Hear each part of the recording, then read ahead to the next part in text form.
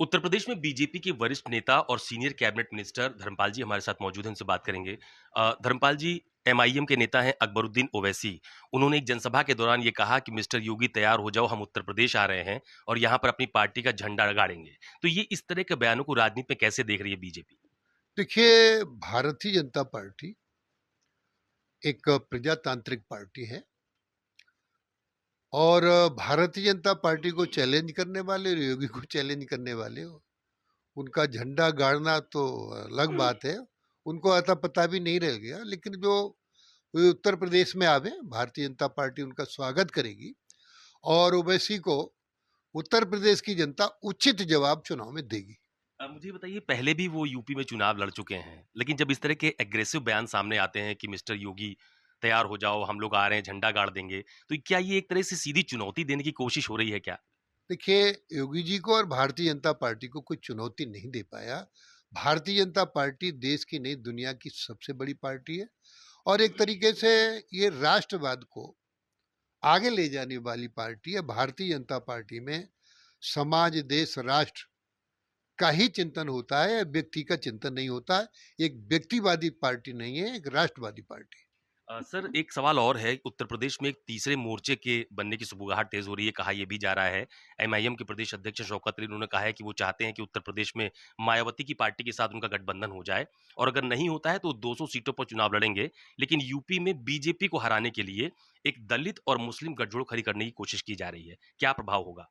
देखिए, उत्तर प्रदेश में गठजोड़ बहुत पहले भी हो चुके हैं और हम आपको आपके चैनल के माध्यम से बताना चाहते हैं, 2027 के चुनाव में भारतीय जनता पार्टी प्रचंड बहुमत प्राप्त करेगी।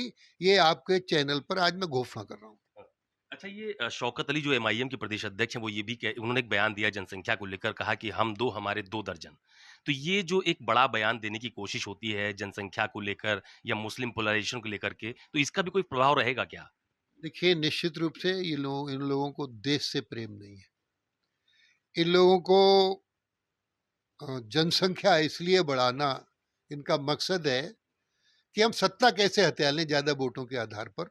और आज जो एसआईआर हो रहा है, जो सब फर्जीफिकेशन है, इसलिए समाजवादी पार्टी तो इसलिए दुखी, माननीय अखिलेश जी इसलिए दुखी हैं कि जो डबलिंग होती है, एक एक वोट चार चार पांच पांच बार पड़ता था, वो अब नहीं पड़ेगा।